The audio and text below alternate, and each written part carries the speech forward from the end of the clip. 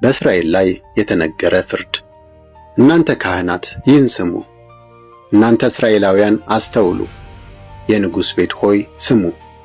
ይህ ፍርድ በእናንተ ላይ ነው። በምጽጳ ወጥመድ በታቦርም ላይ የተዘረጋ መረብ ሆናችኋልና። ዓመፀኞች በግድያ በርትተዋል፣ ሁሉንም እቀጣቸዋለሁ።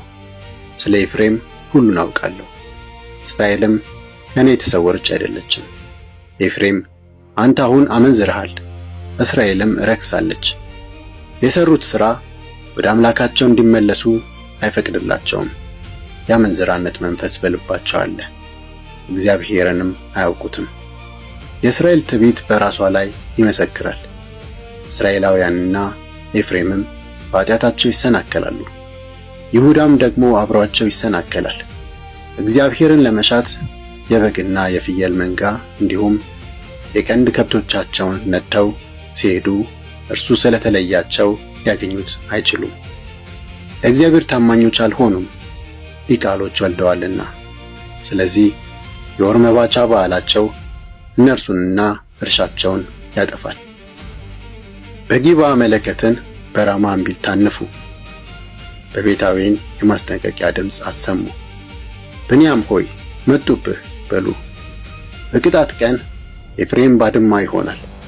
በእስራኤል ነገዶች መካከል በእርግጥ የሚሆነውን አውጃለሁ። የይሁዳ መሪዎች የወሰን ድንጋዮችን እንደሚነቅሉ ሰዎች ናቸው። እንደ ጎርፍ ውሃ ቁጣዬን በላያቸው ላይ አፈሳለሁ። ጣዖትን መከተል በመውደዱ ኤፍሬም ተጨቁኗል፣ በፍርድም ተረግጧል።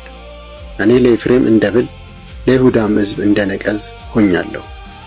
ኤፍሬም ሕመሙን ይሁዳም ቁስሉን ባየ ጊዜ ኤፍሬም ወደ አሦር ሄደ። እርዳታ ለመጠየቅ ወደ ታላቁ ንጉሥ መልእክተኛ ላከ። እርሱ ግን ሊያድናችሁ ቁስላችሁንም ሊፈውስ አይችልም።